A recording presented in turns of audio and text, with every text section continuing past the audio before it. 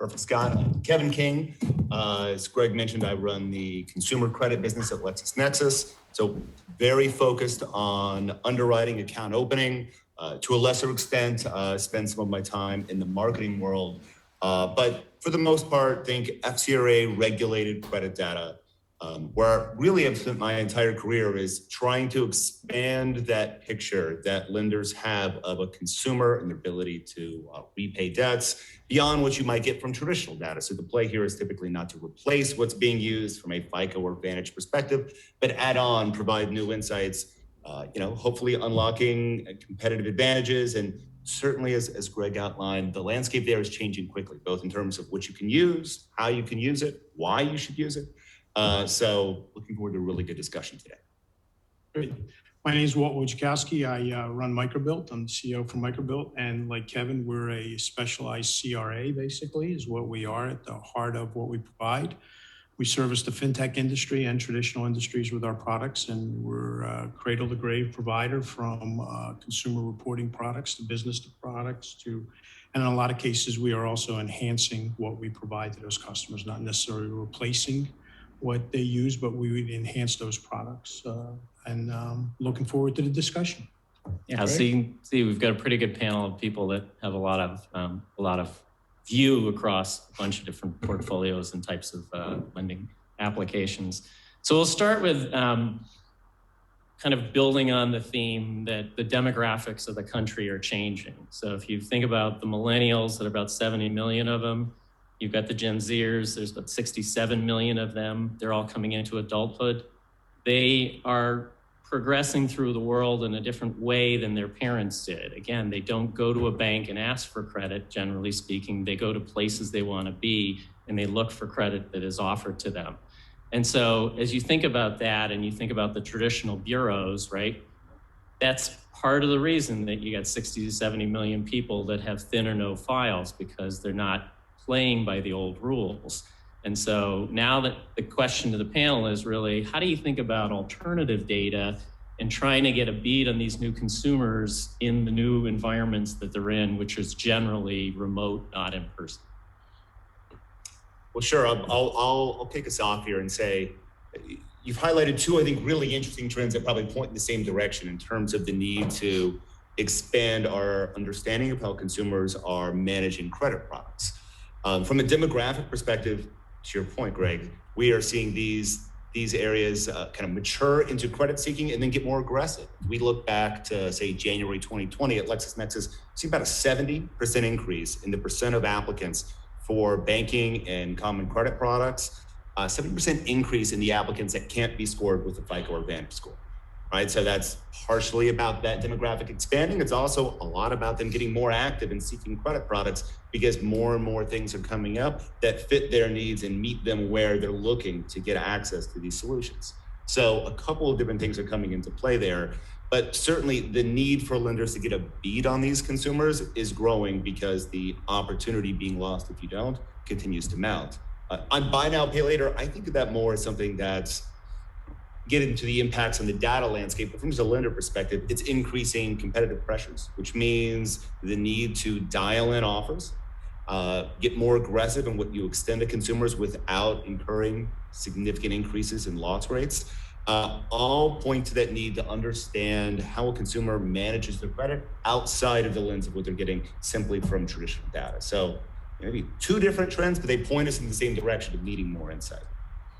So to follow up on Kevin's point and Greg's point, the traditional data providers, the CRAs, it's a well-earned industry. I mean, it has speed, reliability, but it doesn't fit a lot of the millennials or the consumers. Like my son who just graduated from Georgia Tech, I think the only card he has is my Amex card. I'm a co-payer on, you know what I mean? So if you go into a file, he's a very thin file. He's gonna go look for a car. They're gonna probably want me to co-make on that.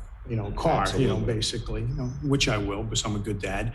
But, so I would rather have him stand on his own. So there are other platforms, like Microbuilt has a platform called Connect. Experian Boost has a platform. So there's other data providers out there that are collecting data on millennials and thin files. And that's important. It's important from a couple of reasons. Number one, diversity and inclusion. I list my son, but there's a lot of immigrants coming into the country who need access to credit and have different sources of income and different sources of trade lines that are not collected in the normal traditional CRAs. The CRAs are good for a specific purpose, not necessarily for the purpose of diversity, inclusion, fairness, equity.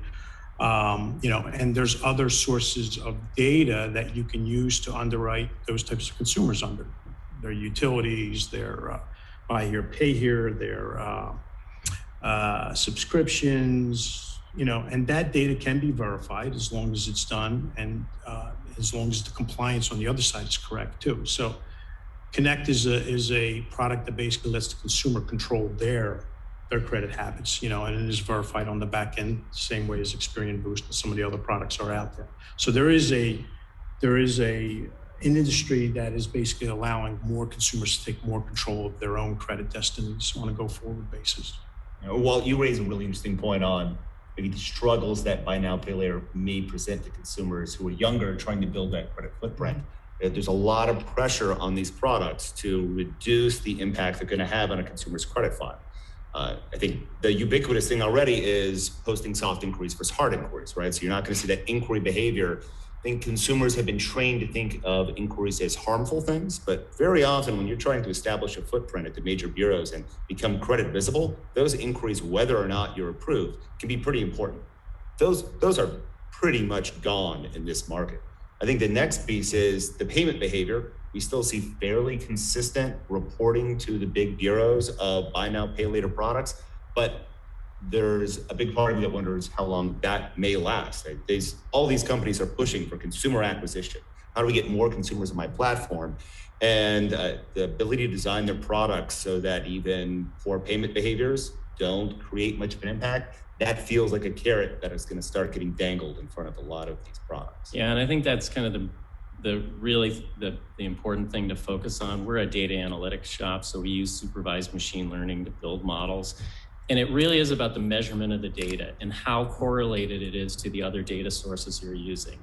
And so we focus on data sources that are predictive of credit outcomes that are generally uncorrelated to traditional credit data. So they're expanding. And so, we've got a webinar up on our website for a buy now, pay later company. We'll talk about it. To Kevin's point, we didn't replace their vendor that they were using for this particular score. We focused on the ones that were unknown coming out of that vendor, and we allowed them to say yes to more of those people. So that is, that's how you focus on the financial inclusion. How are we expanding this pie for everybody that's not being well served? Is focus on trying to say yes more. And there are people inside of the FICO scored range who do not have good FICO scores, and they are great borrowers. And traditionally outside of the FICO scored range, there's a whole group of consumers that are great borrowers that are not well served because they don't have those scores. So you got to really search for the vendors that have these kind of data sources that are compliant. You should be buying from FCRA sources, but have it measured so that you understand the correlation to the traditional credit data that you're using, because that's the way to expand access is looking at different sources. Let me just add one point that I think that there's some data that we see lots of clients starting to use that goes beyond what these three have described. Because, when you talk about alternative data, you're talking about non-traditional data, meaning not from a credit bureau. The sort of what I would call the safest kind of alternative data to use is really cash flow data or payments histories that ordinarily, historically have not been reported to credit bureaus. So you're talking about people paying their utility bills, people paying their rent, that kind of stuff. But there's all kinds of other stuff that you get from screen scraping and things like that, where, what kind of websites have people been going to? When they are typing the application into your loan application, are they typing in all caps? Are they typing in reverse all caps, where, they start with lowercase and then they go to uppercase? How fast are they typing? There's all social media behavior. What school did you go to? There's a lot of other types of data that a lot of fintechs that we represent want to start using. And so I'll hold off on talking about what you need to be concerned about with all that kind of stuff. But I think when you talk about alternative data, it's not just the stuff that you get from traditional and well, how do you describe Microbuilt as being, a sort of new wave CRA? Well, alternative data, Yeah. basically. And, and that data is data that we can verify. And in case of compliance, like you pointed out, Scott, which is very important, that a consumer can perform a dispute on it. And then Absolutely. we will be able to take it off the file or fix it from that perspective, if that is the case. So to your point, some of the data can't be included in the traditional CR because there's no way for somebody to dispute it or verify it from that perspective. Yeah, I often think about this space in the broadest possible sense as having three segments: traditional data, alternative data, and then maybe we'll call it experimental data when it comes to underwriting. And when we're talking about fraud, it's a different game. But if you're going to turn consumers down, take adverse action on a signal, there are three distinct buckets, right? And I think very often the line can get muddy between alternative and experimental. We'll talk about what some of those might be. But boy, yeah, the ability to dispute right up at the top of things that have to be paramount thinking about this. So I'm going to kind of move into a related topic, which has to do with the pandemic. The FDIC released a seminal new study earlier this year called Why Do Models That Predict Fail? And it was a study of data using mortgage data pre the Great Recession, and they used machine learning to try and predict defaults both pre-Great Recession and post-Great Recession. And one of the conclusions of the paper is that you've got to be really careful when you have big economic dislocations because your training data becomes stale very quickly when you have these big economic dislocations. Well, we just experienced one, right, where the world literally stopped in a day, right? And so that's the next question to the panel is how do you think about the data that you're collecting, its temporal value, maybe its perishability when you think about credit models and how they may drift over time?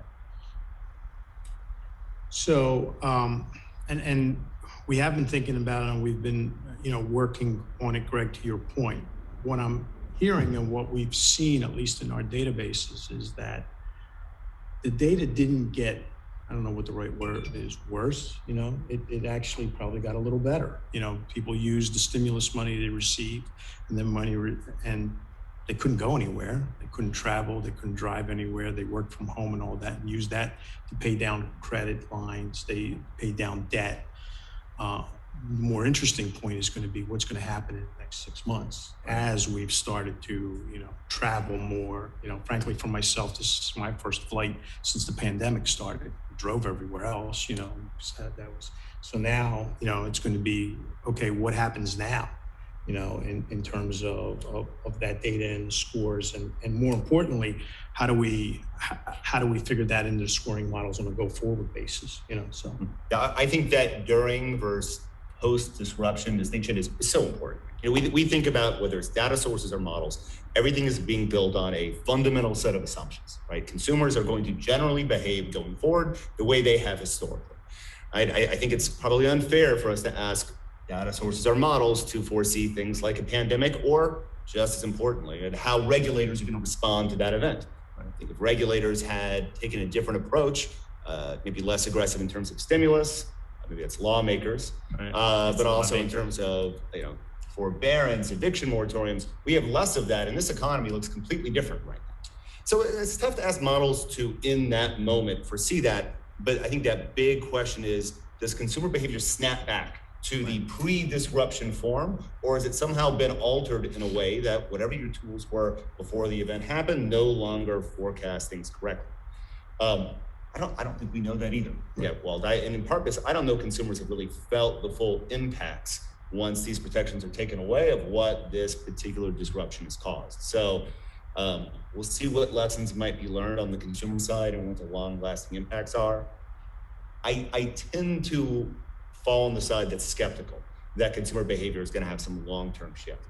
But we'll see. I could be wrong. And Scott, do you have any view on where you think regulators could be on a topic like this? Do they think we should all be stable? Should we be trying to adjust? How would you anticipate that? I think regulators are trying to figure it out still, honestly. I think that they are studying things, but I think, look, there's been everybody knows we have a new administration, we have a new head of the CFPB that was just confirmed, we have a new head of the FTC has just turned over control from the Republicans to the Democrats, so you're going to see significant policy changes at both the CFPB and the FTC.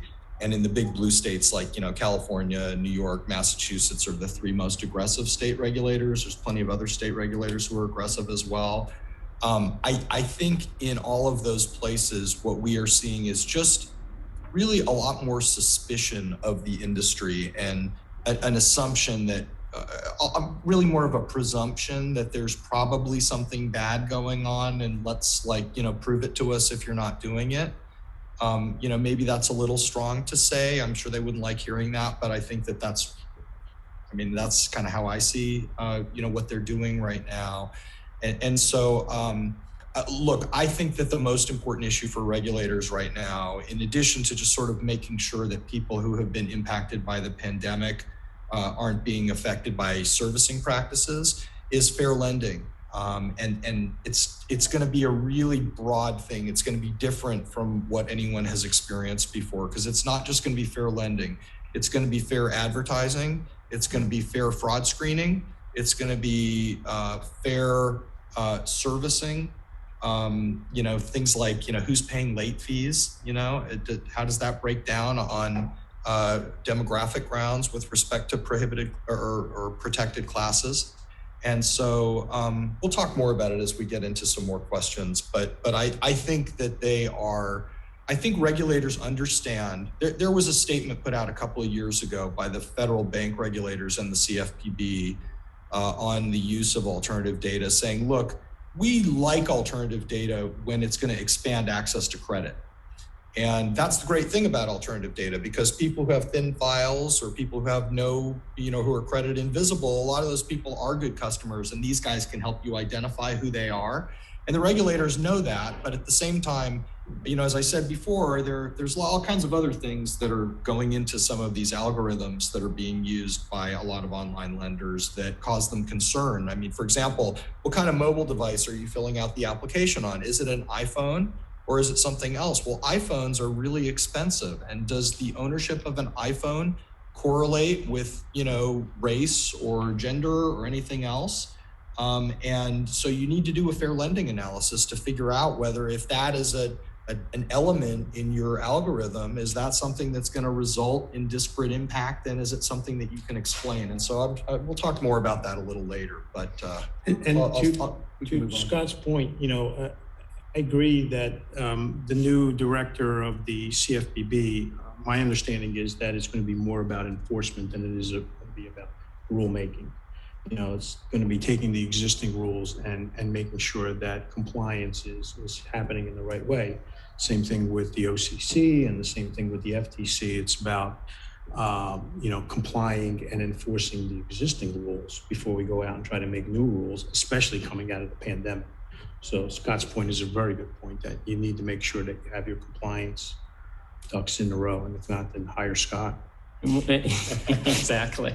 And one of the earlier panels made a good point, that if you think back even to the small dollar rule, right, some of the origins of that probably came out of Dodd-Frank and the overdraft, the emphasis on overdraft fees and how you roll those things back. And so, hitting an account too many times, right, could cascade into overdraft fees. And so, these are kind of old comments or old topics that have been in the banking industry. Again, I started with Comerica in the late 80s, right?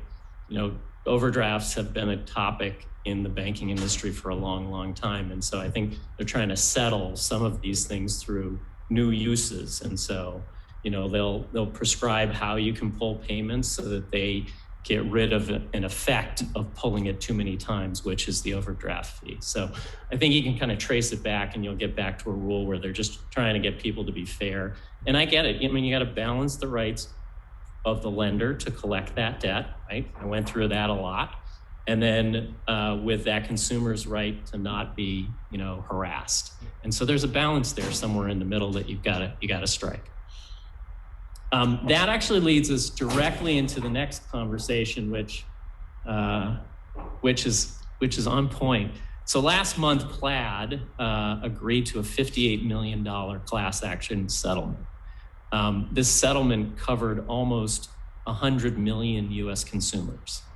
And the credential data where a consumer gives you their login information so that a data provider can go into their banking system and pull out data to verify identity, to verify an account, to verify income, is a tricky thing, right?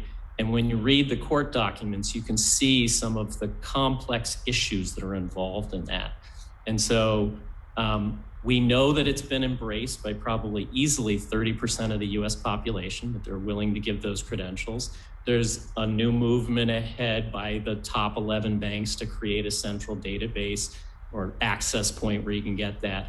But for the panelists, how do you think about the benefits and challenges of using credential data in this kind of new environment and maybe the regulatory pieces to it as well? You know, I'll let Scott talk about the regulatory aspects of this, right? My hope is that as this market has matured, certainly I know Plaid's PR team would like us to believe, and they may be right, that these are all growing pains. We figured out the right way to get that credentialing or permission from consumers. So I'll maybe set that aside, right? And think about what is the value of this data, right? I come across this problem in maybe a similar way to a lot of people in the audience here, which is LexisNexis today does not offer credential data. So we look at this as a potential source of insight that maybe we bring in-house to offer clients. And when making that evaluation, boy, it seemed like there's a long list of pro and con, right? On that pro side, there is a chance to get really valuable and hard historically to obtain information around income and employment. That's all really great. You know, on the other pro, maybe I could argue that the initial lessons learned have been tough, but I could foresee an environment where this is actually one of the most popular forms of data for regulators. If everything's being handled appropriately from a privacy standpoint, consumers are actually getting control of their data in one form or another. Again, how that's being done is very, very important.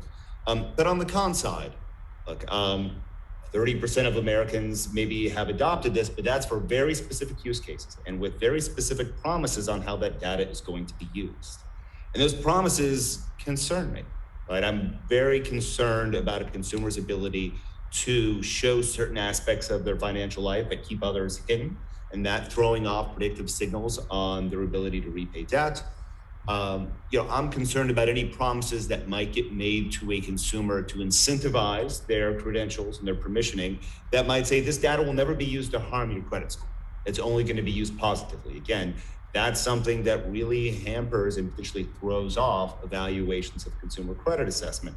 So there is potential here for a lot of gain, but striking the balance between getting a good, clean signal on an individual and getting their permission, there's a lot of friction. So I echo what you say, Kevin, but I think for me, the big elephant in the room is whose data is it? Is it the bank's data? Or is that my data? You know, based on, it's my cash payments bank. I put the money in the banks. Is the bank just a conduit for that data? And should they have a say on where I give it, you know, for lending purposes? At the end of the day, it's my earnings patterns, it's my payment patterns.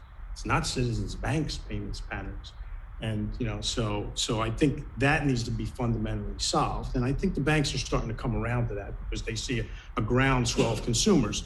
When it was about 5 to 10% consumers, okay, you know, there's some outliers there, but like you said, now it's 30 to 40% consumers who want to give it for a specific use case. And I think you're right. The important thing is it's full disclosure. It should be on an opt-in basis. Absolutely. You should know who you're giving it and for what specific you're giving it, and you should have a right to opt out.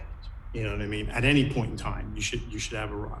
You know, for us, since we're a CRA and like yourself, it's all a matter of the compliance. You know, so it's a matter of making sure that the consumer has the right and they're controlling it. But you know, I think at the end of the day, we're going to come back to that age-old question of whose data is it? Just because, you know, my earning capacity is held at Citizens Bank, is it really their data, or are they just a conduit? And when you think about that friction point, are you thinking more about consumers who want to provide that data and the bank doesn't want to let it go? Or are you thinking more about the bank wanting to sell that data? Well, I think it's both. I think initially the banks didn't want to let it go. And then at the end of the day, as we all know, banks love to make money, so why not sell that data? Okay. Well, and you've got the related movement in the rest of the banking space in open lending, right? Which started in Europe, right, where the government forced the banks to open up these core systems. It's now happening here in the United States. I'm a member of AFT and been going to AFT for a lot of years, and a lot of those meetings, the big core systems said, no, we're not opening it up. No. And then Jack Henry went first. And then slowly but surely over the years, the big systems have now started to open up and created, Citibank's got a whole set of APIs that you can access, right? There's a whole new movement where you can get the data in other ways. And so that's the next piece of this puzzle is, are there data sources that can come from these treasure troves of consumer data that are in these big core systems? Look, there are some real policy issues here. I mean, you're talking about your bank account activity, your checkbook register. Third parties are getting access to that. Have you agreed to give them access? For what purposes have you given them access, and for what duration have you given them access? And is it permanent? When you give permission to use that for underwriting you for a loan, does that mean that they can then continue to use the data for other things? Can they evaluate you for new products?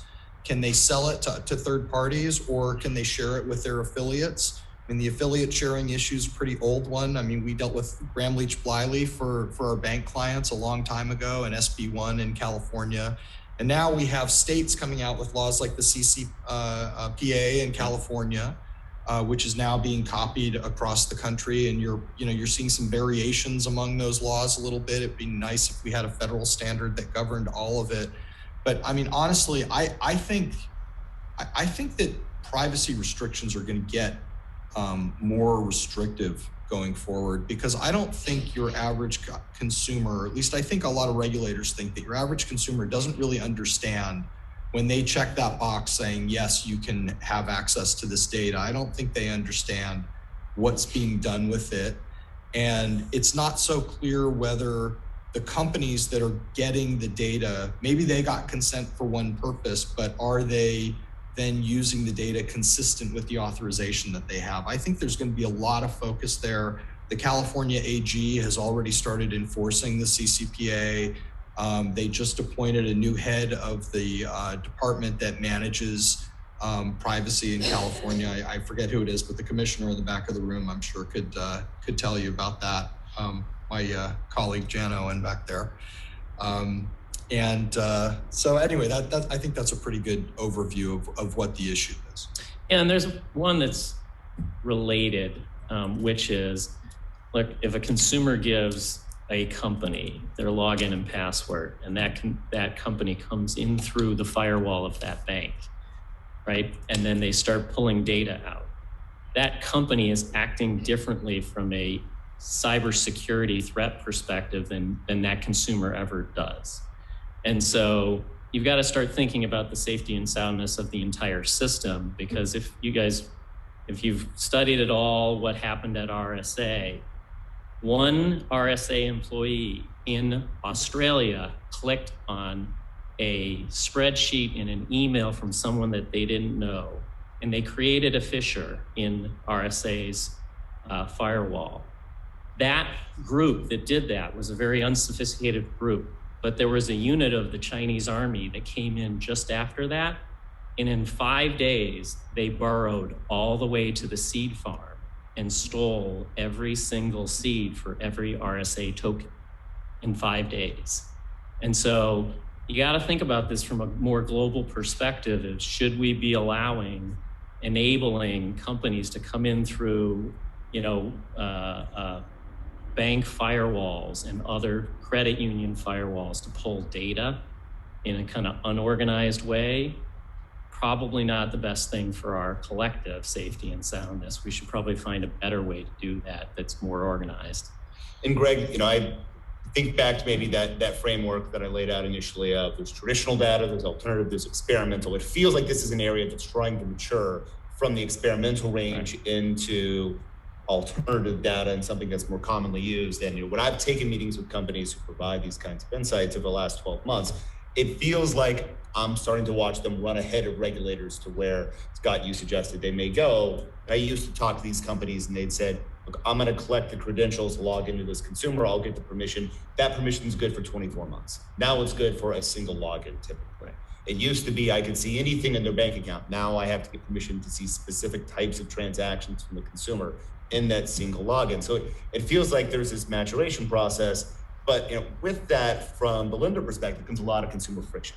Because now every time a consumer goes through an origination flow with you, you're asking them to provide credentials to another financial institution's account, right? And so solving that customer experience piece beyond the value of the data and the regulatory risks, that's, I think, going to be increasingly important as regulators crack down. Yeah, and that's, I would say, think about the places in your waterfall where you ask for stepped-up authentication.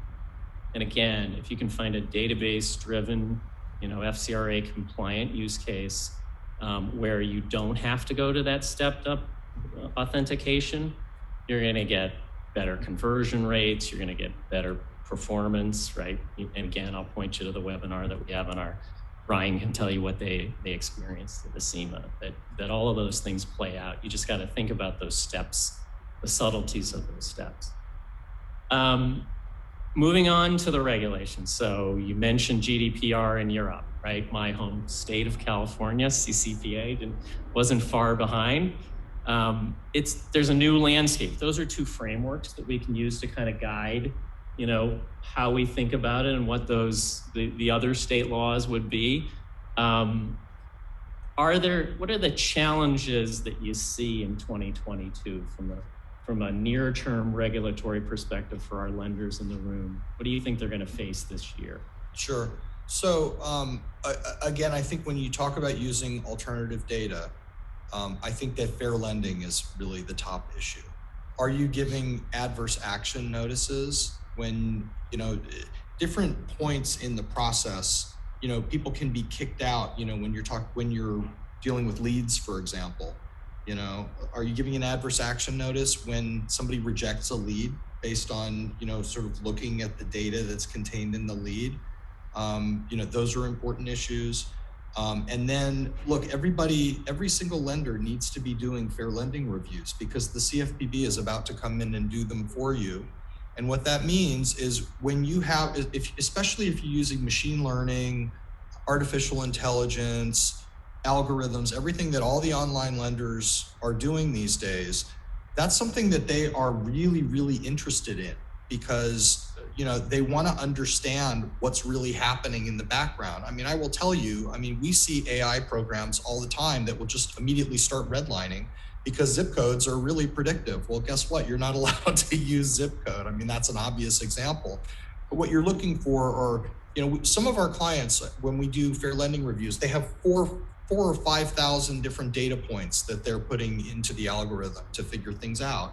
And you have to look at all of those things and figure out, are they proxies for something else? So like job status, if someone is retired, that is a proxy for age, which is a protected class, right? So you can't discriminate based on that. So you have to look for proxies in the first instance, which are a potential disparate treatment claim, meaning sort of intentional overt discrimination.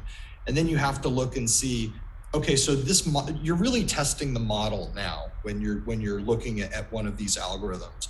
You are looking at, is the model really predictive of repayment or not? And then you have to look at it, is it predictive with respect to protected classes or not at the same time? And so, there's statistical experts come in to do those analyses, but everyone really needs to be doing those. And I think that's the top priority. And the other area that's really important in this space is privacy. And it's the issue that we were talking about before. And, is this data being passed around? Was there permission to pass the data around? If you bought data from somebody, where did they get the data from? Did they have permission to get the data? Did they have permission to sell it? I'm guessing there probably is a lot of that going on that is not really allowed, or at least the consumers didn't agree to it. And whether there's an express prohibition on that or not, I think that's going to be viewed as a UDAP by the FTC and maybe by the CFPB too. But the FTC is very, very interested in privacy. And you guys should go and look at the statements from the new commissioners leading the FTC and see what they're saying about these issues. Because if you don't believe me that they're about to go to war over this stuff, they are about to. So it's really important to be carefully looking at these models and making sure that what you're doing is look, I mean, they're going to look at you whether you're doing the right thing or not, but you want to try to mitigate the risk as much as you can up front. And so that's why we think doing these privacy and fair lending reviews is really important. And there's a great no action letter, I guess, case study to look at. Upstart was the only company that I know of that filed a no action with the CFPB. When you read through the data, they absolutely disclose that they're using a non-linear model for their loan decision making. And so I don't think, from my perspective, by the way, there's a couple of more recent events that we've been part of where, the OCC, right, has talked about using this. The Treasury Department has talked about using this. So I don't think anybody's against these more sophisticated techniques. But to Scott's point is you've got to be asking your lenders those questions. You've got to be measuring the disparate impact, because only the lender can do that, right? The data source can't measure it by proxy because they don't know the outcomes of what you lent or didn't lend unless you share that data with them. So it's up to you, the lender, to kind of do those studies and make sure that that you're the one that has a good view of that. But I don't think it's the technique itself, it's actually how it's applied. So for us, we use very sophisticated models, but we have a methodology of overlaying an explainable model on top of the sophisticated model. And so I think the better shops out there are going to be using these kind of very sophisticated techniques that allow you to explain where the adverse action came from, what data point actually drove it. Yeah, I think that's right. There's some really good research being done by a new group run by my friend Melissa Coity at FinReg Lab, which you can find on the internet pretty easily. And look, the key with alternative data on the industry side is you want to show you're expanding access to credit and that you're doing it in a non-discriminatory manner. If you can do that, they're going to love your alternative data and they're not going to give you a hard time about it. But you need to be able to show that. And to the extent that what you're doing right now doesn't align with that, it's better to fix it now rather than being ordered to fix it in a consent order or getting sued by a regulator. When I think about this from my narrow view of the world, right, which is going to be FCRA regulated data, those bills at CCPA, right, the biggest thing that concerns me about them in terms of what I can provide to people in this room is the fact that they're happening at the state level, right, because it presents potential risk that what we may view as the standard from California, which is to say FCRA data is not subject to many of the provisions that allow consumers, for example, to be forgotten.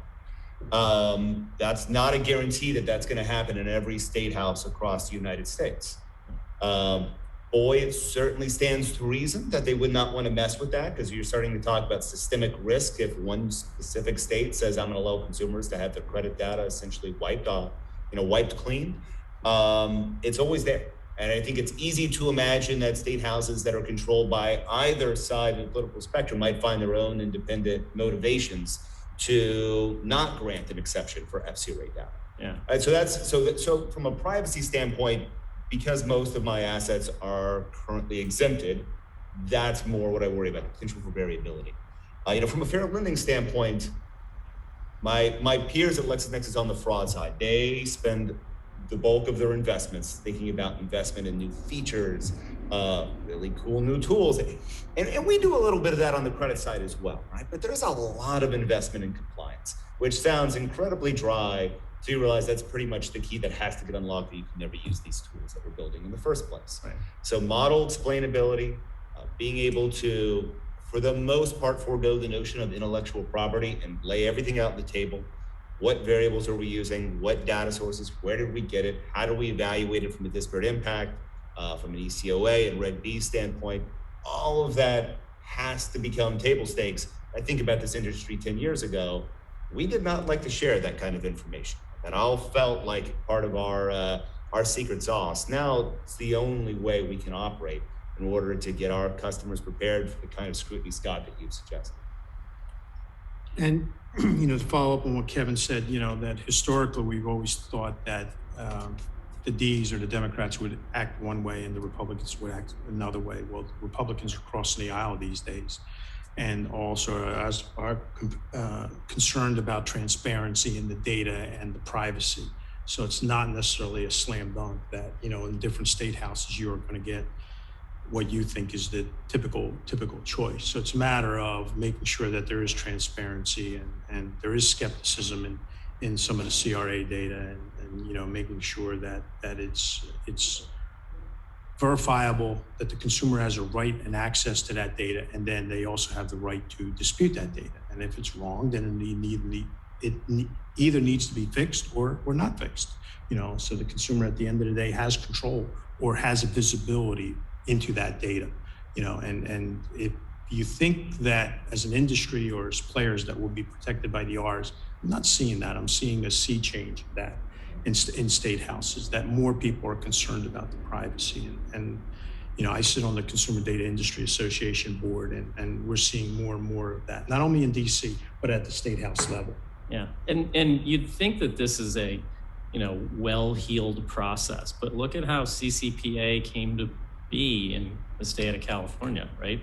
There was a billionaire that was backing it, and then held our state legislator hostage and said, basically, it's going to be on the ballot, right? We've got enough signatures to put this really nasty version on the ballot, or you guys can approve this other thing, right?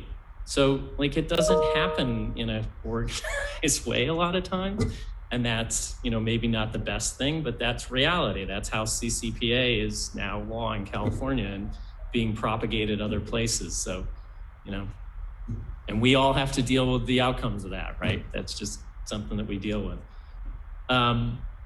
Let's move on to something that's kind of related to that, probably on the minds of most people in this room.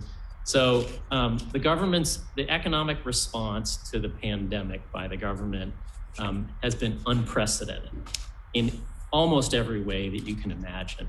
So M1 is the money supply in the United States. It's been tracked by the St. Louis Fed since 1959. It is currently 4 times higher than it has ever been in the history of the United States. It's unprecedented how much money is out there. You guys are seeing the effects of that with the child tax credit, the economic, the unemployment benefits that are out there. And from a classic economics perspective, this is the government crowding out private industry, right? So now, there's an old saying in the investment business that I was in, which is never fight the Fed. When the Fed puts money into the economy, the stock market goes up. When the Fed takes money out of the economy, the stock market comes down. Well, the Fed is about to take money out of the economy, and there's 4 times more of it than it ever was. And so now this kind of open question is, what does the next 6 to 8 months look like for all of us? And in particular, loan demand. Does the money come out of the economy and then there's more private loan demand, right? Or does it go some other way? So thoughts? So I mentioned it, earlier, Greg, that, actually credit profiles and debt has been fairly stable as a result of all the money that's come in, and people have used it for the right reasons to either pay down debt, and probably because of the fact that we were all stuck home, so having to deal with the big shutdown and the pandemic. So we couldn't do some of the things that we wanted to do. Even if we wanted to fix our car, what were we going to use it for? We were all working remote from home. So people did the right things. I think the challenge, or not the challenge, the interesting thing will be to see what happens in the next 6 months.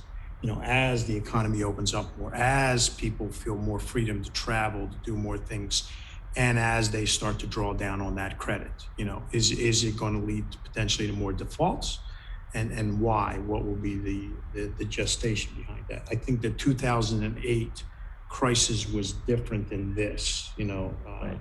This was an economic dislocation as a result of a pandemic. We haven't had a pandemic since the Spanish flu, a little different. We've had, markets crash on us. We've had the 2008, the mortgage crisis, bring down banks and things of that nature. This was a little different. So I think this will be very eye-changing for us in terms of what happens. And if I had a crystal ball and I was a betting man, I could make a lot of money. I don't. So, but I think we will find out in the next 6 to 8 months what happens as the economy opens up more and we see more use of credit and people going back into the market.